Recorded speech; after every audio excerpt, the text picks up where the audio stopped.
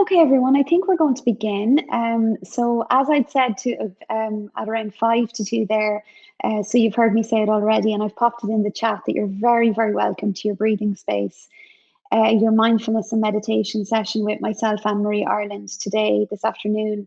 I am going to be taking questions at about 2:40, so in about 40 minutes time. So if you have any questions, please do pop them into the chat. I will try to get to as many of them as possible at the end. And as I've said a couple of times now, just to get comfortable in this space, to find a comfortable place to sit or to lie down, to breathe and to rest.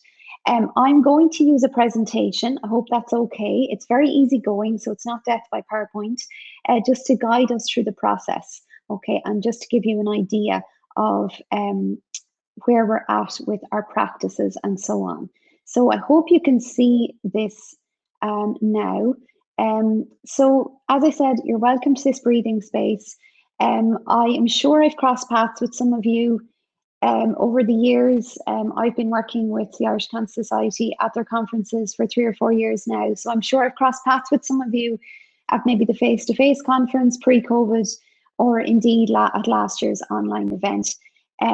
My connection to the Irish Cancer Society is my dad. He unfortunately was diagnosed with liver and pancreatic cancer back in September 2015 and fought the good fight, but unfortunately lost his battle with cancer in November 2016. And I suppose the Irish Cancer Society were there for us as a family to support us. So in terms of mindfulness and meditation, we are going to be looking at today, first of all, this is a patient conference, so I know that. So in terms of mindful practice connected to the research. So we are going to look at some of the research. This is a very short session today, but we are going to look at that little piece of research, and I will be towards that research so that you can look at it yourself following the session. Also, I know maybe that in this session today, there may be some people like me who have lost someone to cancer, or maybe who have cared for someone who has cancer or had cancer. And of course, there's so much that comes with that. So mindful practice and meditation can really help to support you in terms of your healing journey if you're a patient, or indeed if you are caring for someone or if you've lost someone. So we're going to look at all of that today. So in terms of where we're at with all of this, we're going to begin with a lovely breathing practice, a lovely mindful practice using our feet and our breath as anchors. We're going to look at the science of stress, and that's where that little bit of research comes in, which is very important, just that connection between mindful practice and cancer recovery and healing. Daily mindful practices, these are really important. So you might like to get a pen and paper out for those. And then the body and chair practice, we're going to finish on that. But first of all of the work, I've been teaching mindful practice for about, I think 10 or 11 years now. And obviously I'm a mindfulness practitioner myself. But all of the practices that I cover in my work are all underpinned by the work of Dr. Jon Kabat-Zinn, who is an American professor emeritus of medicine, and he's also the creator of the MBSR program. I'm sure you've heard of that, the mindfulness-based stress reduction program. He's also known as the father of mindfulness in Western culture, really. Dr. Mark Williams, he is a former professor of clinical psychology, and I love his work around. He's got an excellent book called Finding Peace in a Frantic Place. So absolutely brilliant work. And he has worked with Jon Kabat-Zinn as well. So Linda E. Carlson, who I am going to be talking a little bit more about later on, she's professor in oncology. So specifically looking at mindfulness and cancer recovery. And then we have Flying the Irish Flag, Pádraig Ó Mór, acclaimed writer with the Irish Times, mindfulness practitioner for the last 30 years. And who I did my training with. So he's a course creator and a mindfulness published international author.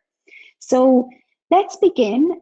Let's just take a moment to pause and to breathe and to notice what's happening around us. Mindful practice is really about awareness. So bringing our awareness to the present moment. And we can do that through our senses. So we can do it through our sense of smell, our sense of touch. We can do it through what we can hear, but we can also do it through our feet, and we can do it through our breath as well. So I'm going to kind of connect all of those things together in this practice now to give you the essence of mindfulness, which is bringing awareness into the present moment. And it allows us to access what I call our internal calm set point.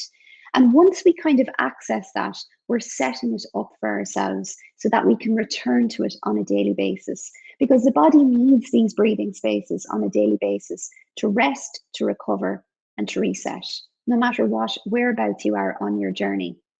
And these are vital for our health and well-being, for making decisions, for facing challenges. And we're going to look at those challenges in terms of your journey with cancer in a few moments, okay? So maybe you've been recently diagnosed, maybe you're looking at treatment, maybe your treatment has been delayed because of COVID. And like I said, maybe like me, you were caring for someone or you are caring for someone who is battling cancer. So no matter what stage you're at or where you're at, in terms of how cancer has affected your life, we want to bring in these daily spaces for you that you can breathe, that you can access that internal calm set point. And we're going to look at in terms of the physiological effect of that in a few moments. So I have here a Tibetan singing bowl. I'm going to use this for the couple of practices in the session today. So when you hear the sound of the bowl, I'm going to invite you to close your eyes down nice and gently in this moment and just listening to the sound of my voice and connecting to the present. We don't expect the mind to just instantly settle. Is that okay? So what we're looking to do is we're just allowing. So mindful practice is not about us trying to force the mind to be calm or trying to force the mind to become present. The mind is just going to drift off again and again and again. What we're trying to do is we're training it. So we're just going to notice where it goes. And we're going to gently, with compassion for ourselves, gently bring it back into the present moment. So I'm just going to make the sound of the bowl now and invite you to close your eyes down.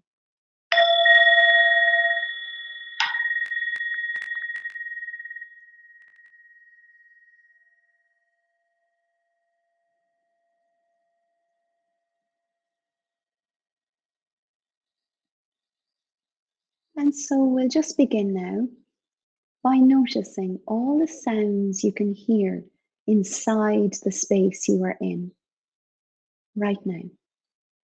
Just noticing.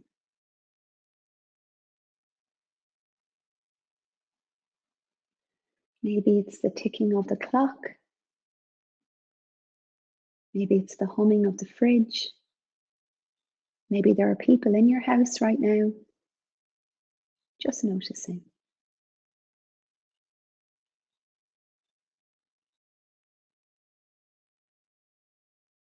I wonder now if you can notice any sounds outside the space you are in. What is the furthest away sound you can hear in this moment?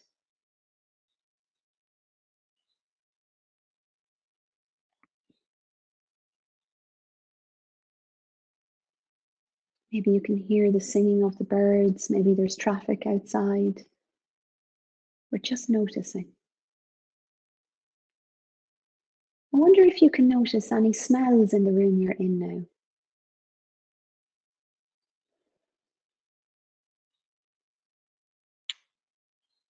I wonder if you can notice where your hands are in this moment. You don't need to change their position. Just notice where they are. Can you notice the surface that they're touching? If it's warm or cool. Maybe your hands are heavy on your body right now.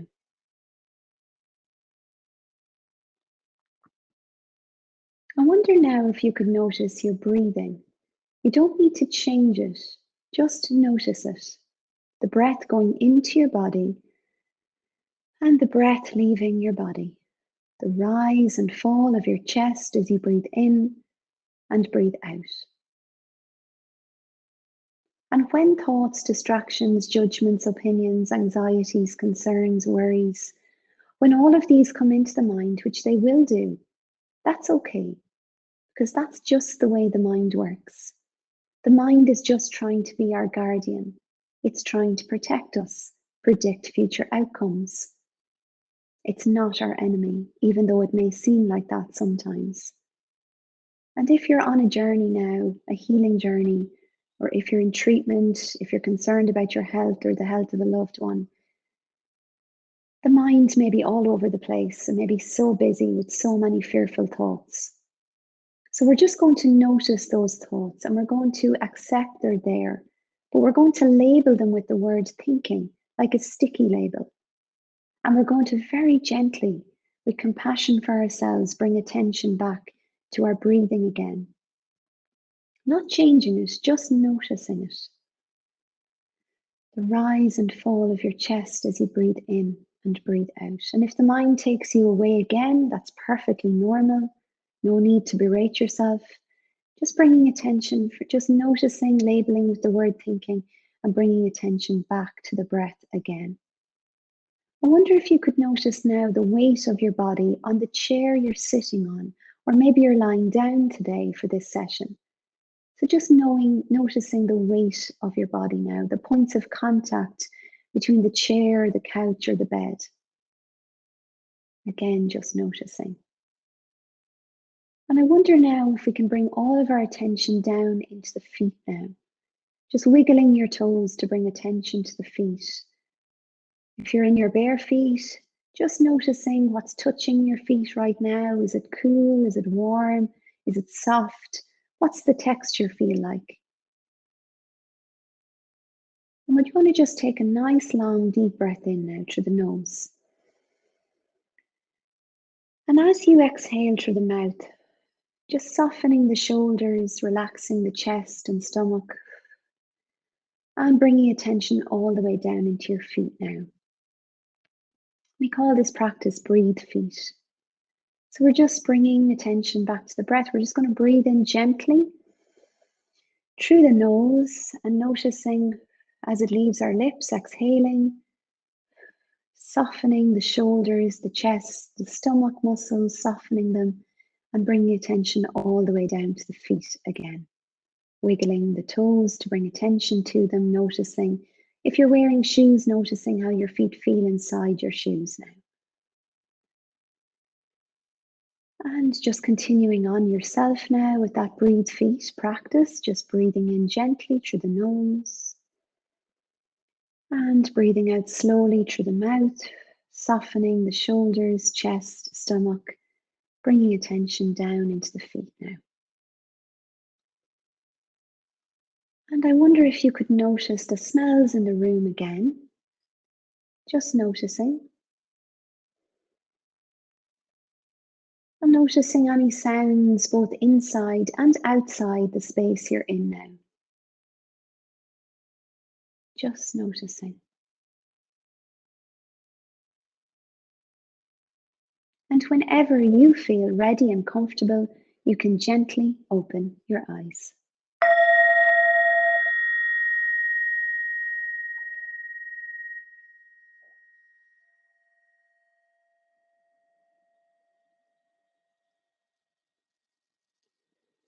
Okay, so I hope that that breathing space was helpful to you. And remembering what we used there, we used sense of smell, we listened to sounds, we then went down into our hands, so just noticing where the hands were.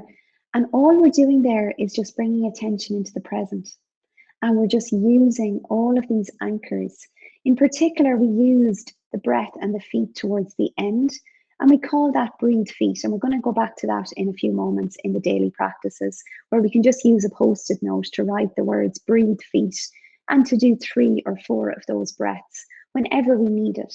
But we do need to have those cues around us, maybe on the fridge or on a press door or in our bedroom on a mirror or in the bathroom, just because the mind takes us away because it's trying to solve everything, but it's just being our guardian and our protector. So it's about having a healthier relationship with the present moment and with the mind as well, and understanding why the mind is doing that. So I mentioned before some of the concerns and anxieties that you may have if you're currently a patient and you're dealing with cancer, or indeed it's the same as what I'd mentioned earlier. If some of you are attending today and you are caring for someone or you've lost someone. So in terms of treatment, COVID-19 anxieties, delays in your appointments, your treatment, how tough that can be. I know how difficult it was for us as a family with my dad, and that was pre-COVID times in 2015, 2016. So I can only imagine how difficult that is. As I said, maybe you've recently received a diagnosis or an assessment, treatment or surgery or both that you're dealing with, your mental health, the unpredictable nature of cancer and the unpredictable nature of the pandemic, along with those health concerns. You may have hospital fears and anxieties, the GP fears and anxieties. As I mentioned, having concern for loved ones' health in the midst of the pandemic. When is it ever going to fully end? Fears for the future, and then reduced connections. So the support possibly not the same, both medical and your family and friends. And maybe not being able to be visited in the hospital if you were having treatment or surgery, and maybe you felt quite isolated. So these are just some of the concerns and anxieties, and I'm sure there are many, many more for you. So all of these concerns and anxieties then, what's happening apart from maybe a cancer diagnosis is that we are becoming so stressed with all of these extra concerns and anxieties as well. So that small part in the brain there, I hope you can see it there on that image, the little kind of a bean-sized and bean-shaped part of our brain called the amygdala. And what the amygdala does here is the amygdala is controlling the stress response. Now, this is actually a good thing for us in terms of evolution, because we're, if our amygdala, if the amygdala is, I suppose, detecting stress, kind of like an alarm in a house, it detects stress is there, it goes off. So it basically fires adrenaline, cortisol, epinephrine, all of these stress hormones into the bloodstream. And the reason it does that is to try and give us a better chance if we're in immediate danger of survival. That's why people will say that they can run faster when they have been maybe in a car accident, they're running for help, because they have that adrenaline and they're in the highest gear that they can get into in their body, okay? So that's the amygdala, and it's activating the stress response. That's its job. So we do need to have the amygdala. It's very important for survival. But what's happening is the amygdala is being activated now for all of those other fears and concerns and anxieties we just spoke about, on top of lots of other fears and concerns and anxieties that you may have. So the amygdala is being activated constantly. And for some people, it's actually being activated all of the time. So it's on all of the time. It can't find its off switch, because we're not giving ourselves these breathing spaces that we just had there for that 7 or 8 minutes. We were tending to our nervous system. And this is incredibly important, because we have our sympathetic nervous system, which is the stress response, and then we have parasympathetic. So we have the two of those parts of our nervous system. This is where the research comes in terms of Linda E. Carlson, who I mentioned worked with Dr. John Kabat-Zinn. And she talks about mindful practice down-regulating the stress response. So down-regulating that sympathetic nervous system response and up-regulating the parasympathetic nervous system response, which stimulates the relaxation response, which is where we want to be, okay? We don't want to be there all of the time at the same time, because if we're all constantly in parasympathetic, we're not going to get anything done. We need that little bit of stress. We need that little bit of adrenaline to push us forward if we've deadlines, or to get us through something. That adrenaline, as I mentioned, can be quite good, but it's not good for us when it's there all the time. And the reason why is because it puts massive pressure on our systems, our nervous system, our digestive system, our immune system. And so if you're dealing with cancer, and this is what Linda E. Carlson is investigating for the last few years, she's talking about it being tied into the immune system. And so if you're practicing mindfulness regularly now, it has to be regularly, it results in less inflammation. And also, interestingly, less of the psychological systems connected to inflammation. And you can see here that she is connected to that MBCR program, the Mindfulness-Based Cancer Recovery Program. So I would direct you towards her work, because I do think that if you haven't done so already, I'm sure you'll find that interesting. She is working with cancer patients, and she has many, many positive results from those tests and those trials and those papers that have been published. So I would have a look at that.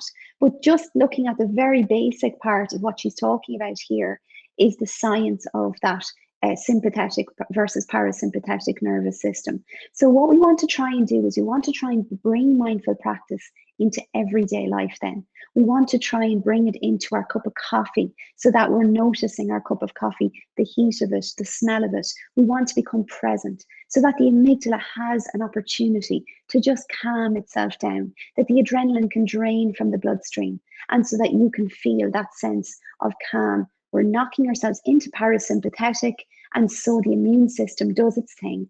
And all of the systems have a chance to renew, to recover first of all, and then to renew themselves as they should.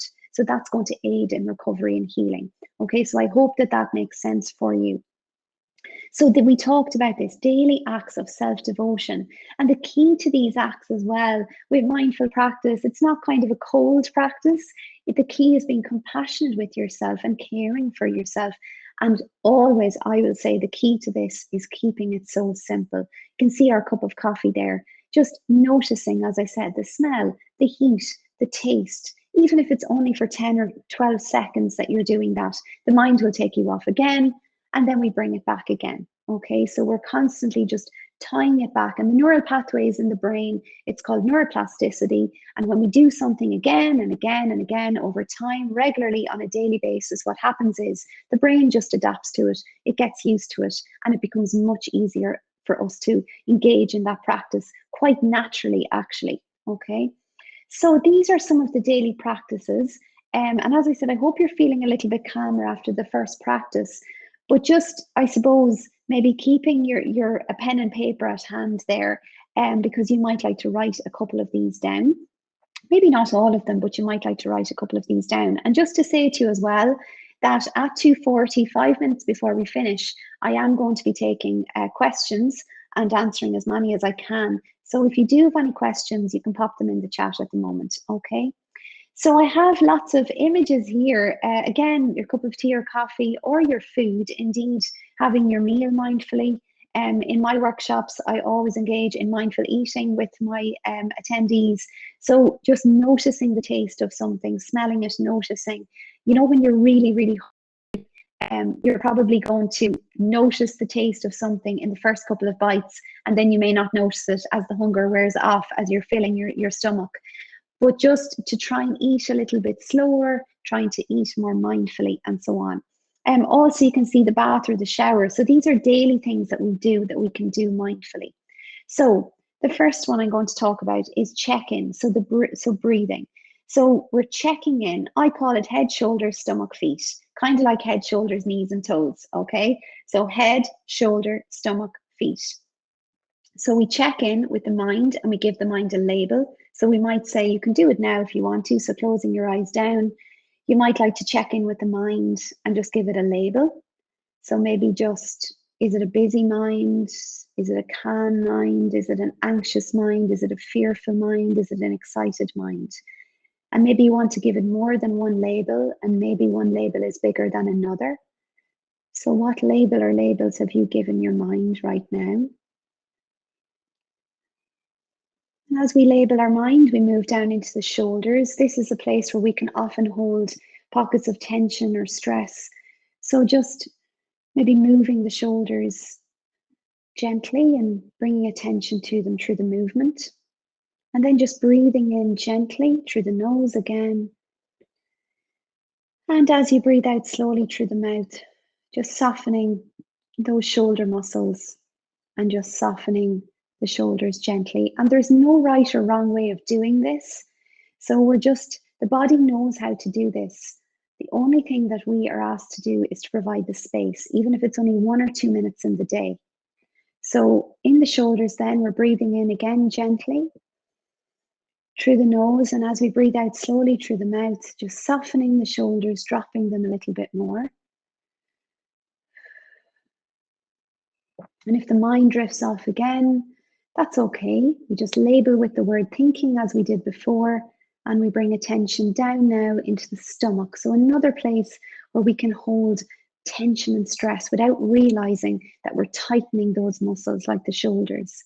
So just check in with those muscles now and notice if they're tight or if they're loose for you right now. If the stomach muscles are a little tight for you, just breathing in gently through your nose. And as you breathe out slowly through your mouth, just softening the stomach muscles nice and gently. And in your own way, there's no right or wrong way. The body knows how to relax. And we just do that again. So we're just breathing in gently through the nose again. And as you breathe out slowly through the mouth, just softening down the stomach muscles. And maybe noticing the weight of your body on the chair, the couch, or the bed you're on. And let's bring our attention down now into the feet again. So once again, and repetition of practice is absolutely vital to our daily devotion. So we're just going to wiggle the toes. If you're in your bare feet, noticing what you're feeling. Is it cool or warm? Noticing the texture, wiggling the toes, and just breathing in this time through the nose.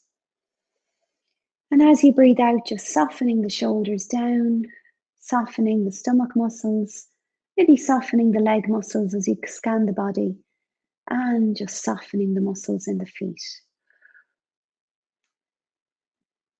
And that's our check-in practice. And I've done that very quickly there because this session is so short. But remember, head, shoulders, stomach, feet. You can do that during the day. You can actually do that with your eyes open in the car, because remembering, we don't need to have the candles burning and the incense burning. We don't need to have all of that in order to be mindful, okay? So what we're doing is we're just checking in with the body and checking in with the breath, all right? So maybe just in terms of, I always say this, it's so important that we have maybe a media or even a WhatsApp step back or a social media step back at times. Just remembering that if we feel that overwhelm, the more we practice mindfulness, the more that we do that, even if it's only for 2 or 3 minutes in the day. And you might just start off with 2 or 3 minutes in your day now, having engaged with these practices today. Sometimes we'll notice, and we're more tuned into the body and the mind. So we might start to notice that something is agitating us on the television, or it's agitating us. Our phone might be becoming too much for us, or social media might be becoming too much for us, or the TV and the news might be too much for us. So it's just about stepping back. It's not about cutting it off forever, but just remembering to honor your mind and body now, and remembering that caring and that compassionate practice for yourself. And that is part of that. The breathe feet, we did that in the first practice. So breathing in gently through the nose and then relaxing the whole body down, and then noticing our feet by wiggling the toes. And again, that's calming the amygdala and remembering the amygdala and the sympathetic nervous system. It's bringing us down. It's allowing the adrenaline and the stress hormones to drain from the bloodstream, and allowing the amygdala to shrink and to calm down a lot more. You could keep it so simple on your fridge, and you can just write the word breathe, and you can just breathe in gently and breathe out slowly throughout the day, every time you see that word. But again, I would have those physical reminders. I always recommend them at the very start, especially if you're returning to mindful practice. You may have already done those, so you may need to bring back out the post-its again, but keeping it so simple. Write it on the mirror, write it in wherever you're getting dressed in the morning, write it wherever you make the cup of coffee or the cup of tea, okay? Checking in and journaling your thoughts. This is incredibly powerful and is a CBT exercise, cognitive behavioral therapy exercise, where we get all of our thoughts out on paper. Very powerful and incredibly important for releasing all of those emotions and thoughts, and also for creating a relationship with the mind and understanding our thought patterns and understanding those negative thought patterns, where they're coming from and how you are responding to those negative thoughts. It's a really powerful practice. Scheduling an appointment with yourself. This could be a long hot bath. This could be a walk in nature. This could be a phone call with a really good friend. This could be a little yoga online practice. Whatever it is, but you're scheduling an appointment with yourself in your diary, so that if someone rings up and says, can you do this? You say, actually, I have an appointment, okay? You don't have to say what it is. You don't have to say I have an appointment with myself. But this is incredibly important. What message is that sending to you and your body? It's sending the message to say, I care about me, okay? Daily compassion, we talked about that. And if you're practicing mindfulness, you are engaging in daily compassion. Very important to say to you today that you talk to a trusted person. And indeed, if you're dealing with cancer, or if you are caring for someone with cancer, that you are getting that space, whether it's professionally in a counseling space or whether you're talking to a person that you trust. But again, as with the journaling, it's so important that we have that connection and that we have that space where we know that we are talking it through, asking for and seeking out support if needed. That's not always easy. And I know for my PhD, my topic is vulnerability. Vulnerability can be very scary because we are making ourselves vulnerable and saying, I need help here. But also, it can be hugely powerful and it can open the door to connection because you are saying, I need this help, I need this support. And the other person, along the line might say back to you, a friend or a family member, you're opening a door for them to say that they might need support as well, which is incredibly important. So remembering that space, that vulnerability space. So there are your daily practices, and just some of them now. And remembering with the bath or the shower, if you're in the shower in the morning, you're in the bath, just noticing the temperature of the water, doing that mindfully. Every single activity you can think of, whether it's walking, drinking, eating, having a shower, whatever it is, we can do it mindfully. We don't need to have silence to be mindful. So we have mindful practice, where it may be formal practice, where we're sitting for maybe 5 to 10 minutes or even 2 minutes, and we're doing the check-in, or we're doing our anchoring into the calm internal set point. But we also have daily mindful awareness, where we can bring awareness to smells, we can bring awareness to our cup of tea, we can bring awareness to our food, we can bring awareness to our work, we can bring awareness to talking to someone. So all of that is incredibly important. If you're choosing one of these, maybe one of them, so maybe choosing the breathe feet, doing that for 7 days, and maybe adding on the check-in practice then, and maybe just doing the breathe feet for 1 minute a day. So beginning small and building on your practices, and maybe attending more mindfulness sessions online as well. Okay, so I hope that those daily practices were helpful. So believe it or not, we're coming towards the end. It's so fast. These sessions are so fast. What I do want to do with you to finish off before our Q&A is our body and chair practice. So just to say to you, remember, meditation and mindfulness can aid in the body's healing, physically, emotionally, and mentally. So if you're in treatment, if you're dealing with a diagnosis, or you're worried about a loved one, it can really help to support and provide with self-care maintenance, what we call self-care maintenance. Meditation can be a time and mindful practice when the body regenerates and renews energy. We're filling the well. And remember, there is no guilt in self-care. And I do want to emphasize that to you. And if you are a person, again, who, like me, you are looking after someone, you are looking after someone. I mean, mindfulness helped me so much when my dad was ill. Driving to hospitals and minding him at home and all of that. I did take time for mindful practice every day, even if it was only for 5 minutes. And at times I did feel guilty and say to myself, oh my God, he's so ill and I'm here, doing a meditation. But the point of that is that I was able then, I had more energy, that I was able to look after him. So looking after yourself so that you can look after someone else. Or indeed, if you are in treatment yourself or you're dealing with cancer, that you're looking after yourself in terms of what we talked about with the nervous system. So I'm going to do this body and chair practice now. And again, I'm going to invite you to close your eyes down gently when you hear the sound of the bowl.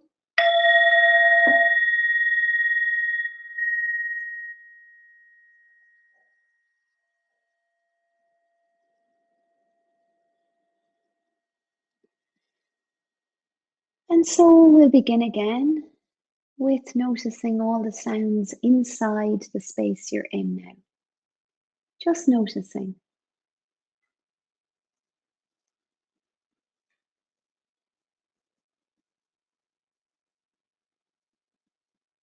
We don't need to have perfect silence to be mindful, so just noticing if there are sounds in your house right now.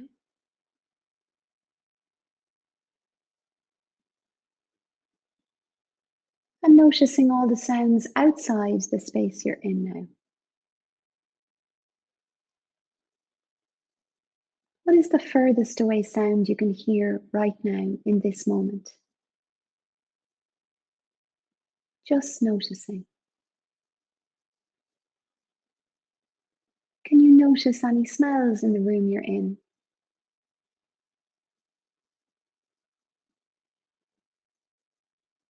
And can you notice where your hands are right now?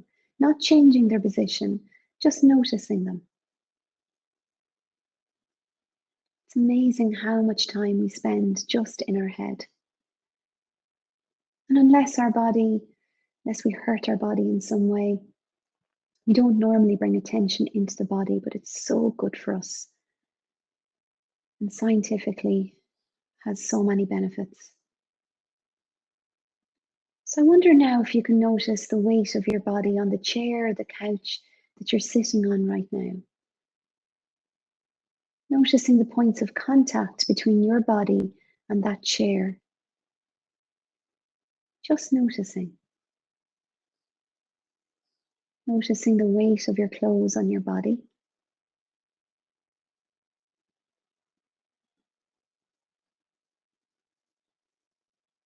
And noticing your breathing again. You don't need to change it. Just notice it, the breath going into your body and the breath leaving your body, the rise and fall of your chest as you breathe in and breathe out.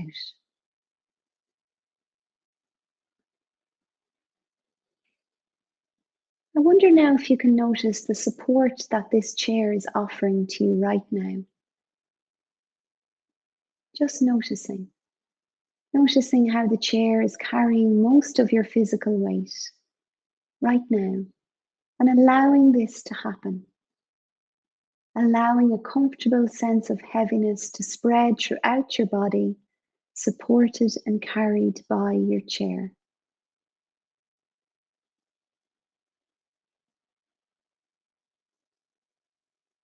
And when thoughts, distractions, judgments, opinions, concerns, fears, anxieties, when, not if, these come into the mind, this is perfectly normal. That's just the way the mind works. We're not trying to stop the mind. We're not trying to control it. We're going to notice with compassion those thoughts that are there. And we're going to label them with the word thinking, like a big sticky label in the mind. And we're going to acknowledge their presence, understand that the mind is our guardian, and we're going to very gently bring attention back to the weight of your body on your chair again, and seeing how the chair is supporting you right now. And allowing this to happen. Just offering over most of your physical weight now to your chair.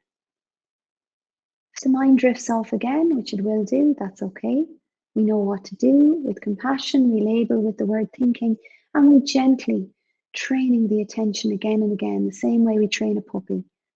Just bringing attention back to the body again on the chair. And I wonder now if you could scan the body. So just scanning the body for any tensions or difficulties or discomforts that you may notice. So in your head, maybe in your shoulders or chest or back or stomach, legs, feet, arms, hands. I wonder if you could just scan the body now and just notice where you feel a discomfort or a tension or difficulty. And normally we tend to push these away, but I wonder if you could just sit with it for a moment and allow it to be there, noticing it. And breathing in gently through your nose. When you breathe out slowly through your mouth, this time allowing this tension or difficulty to drain from your body into your chair and from your chair into the floor. And again, maybe going back to the same spot if it hasn't really left the body yet. Maybe it will take time, maybe it'll take a few days for it to truly leave, but just giving it that space. Or maybe there's another part of the body when you scan it again, head, shoulders, back, stomach, chest, legs, feet, arms, hands. Maybe there's another spot where there's a tension or difficulty. So breathing in gently as we notice this discomfort. And as we breathe out slowly, allowing this tension to drain from your body, handing it over into your chair, and from your chair, allowing it to drain into the floor.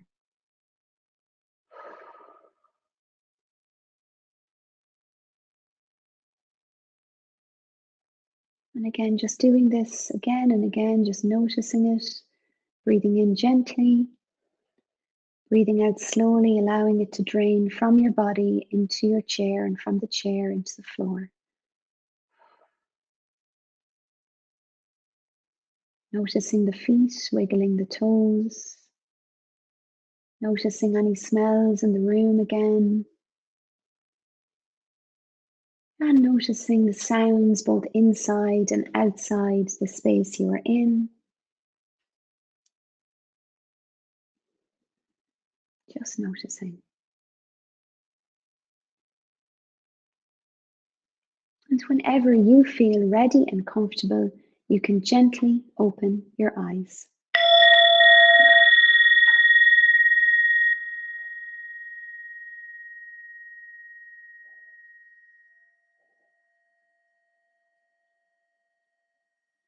And maybe just giving a nice stretch of the arms and the hands, the fingers, and the legs and the toes there, and just maybe moving the shoulders, just listening and tuning into the body now and noticing where it needs that little bit of a stretch now, maybe.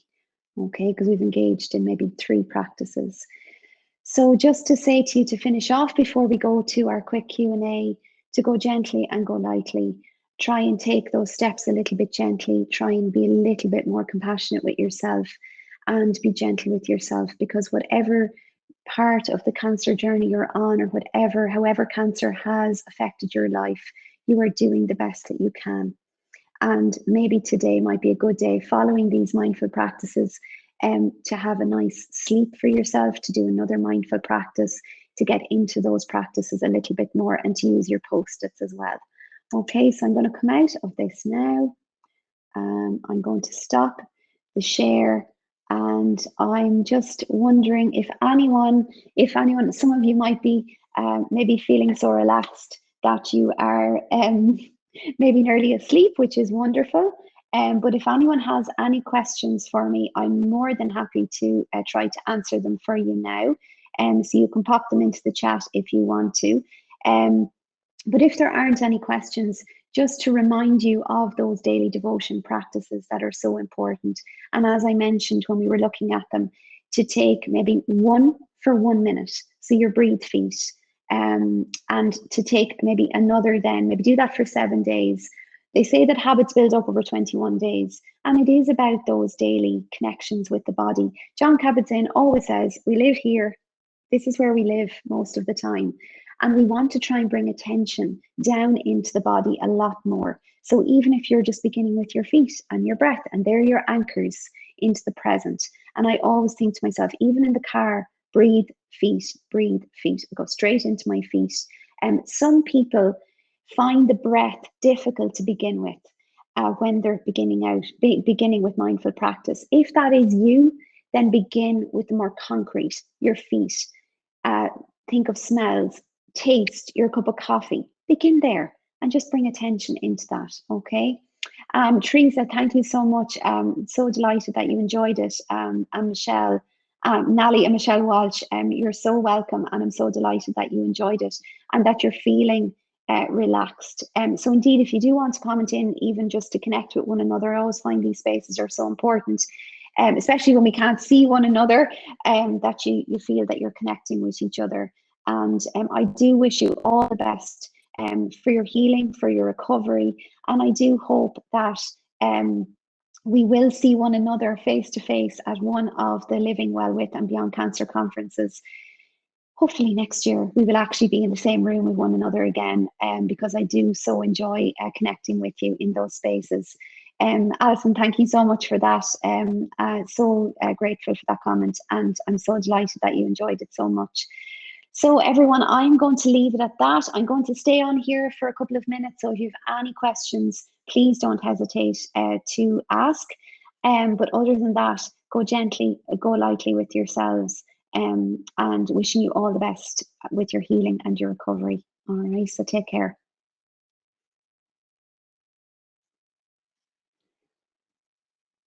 Okay, so I'm not sure if I'm pronouncing it, Gisela, is it? So I would say with mindful practice, as I said, begin with the smallest of practices, begin with the simplest of practices with that, okay? Brain fog, memory loss, that's so difficult to actually be able to be able to bring yourself into the present moment. So what I would say there is your feet, the smells, your cup of tea, And maybe just even, I say this sometimes to people, just to not ignore the breath, but just notice it, don't change it like we did in those practices today.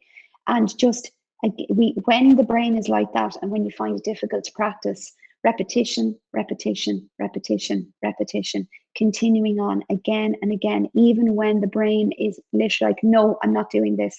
I refuse this. Set an alarm clock, do it for 2 minutes per day and keep doing it for 2 minutes and continue on and continue on. They say 6 to 8 weeks before you'll see a benefit, but I would say for you to actually be able to connect in with it, I would say 10 or 12 days that you'll be able to actually connect into the body. Remember, mindfulness is just a word. Is that okay? The word awareness is so much more important. We're just bringing awareness. Let's keep this so simple. There's nothing exclusive about it. We're all able to do this, okay? So having the 2 minutes, Gisela, I hope I'm pronouncing your name right, and just set your alarm every single day. It doesn't have to be at the same time because your schedule could be different every day. And just do your 2 minutes, 2 minutes, 2 minutes, 2 minutes. And you will, I promise you, you will feel the benefit. A book, Gisela, that I would recommend is Padraig Moran's Kindfulness, or Padraig Moran's, it's a blue and white book, got a daily mindfulness practice. They are brilliant books. They're really small. And padraigmoran.com, I trained with Padraig, and so a lot of my practices are similar to his, and he has free audios on his website, and they are wonderful, so simple. And that's what we need to do with mindful practice, okay? Have to keep reminding myself. And absolutely, and Patricia, you're so welcome, and Anne, you're so welcome. I'm so delighted that you enjoyed it so much. And Anne, you just hit the nail on the head. Old habits die hard. You're so right. And that's why we need those physical reminders, why we need those post-its, why we need all of that around us to continue to remind us until the neural pathways are set up in the brain, and until we have the neuroplasticity kicks in, okay? And until we're actually just being mindful. So that when you're rubbing your dog down, when you're with your pet, or when you're going on a walk in nature, when you're with your friends, you're present, okay? And you will start to notice that. But at the beginning, we have to, as Anne so rightly said there, we have to start it as a habit. Very same as training for a marathon, very same as any habit like a diet. We have to put the intention behind that first and create those physical reminders first, okay? So everyone, thank you so much. I'm going to leave now, so that I'm not sure if someone else is coming into this space, but unless we have any more questions, I just want to wish you all the best, all right? And Siobhan, you're so welcome. That I'm so delighted that you enjoyed it so much. And if anyone, I'm on everything. I'm on Instagram, AM Ireland Teacher Breathing Space, because I've worked in education. I work a lot in education. So if you want to come join me there in that community, you're more than welcome, all right? And go gently and go lightly, everyone. And I hope we can connect with one another again soon. All right, bye-bye.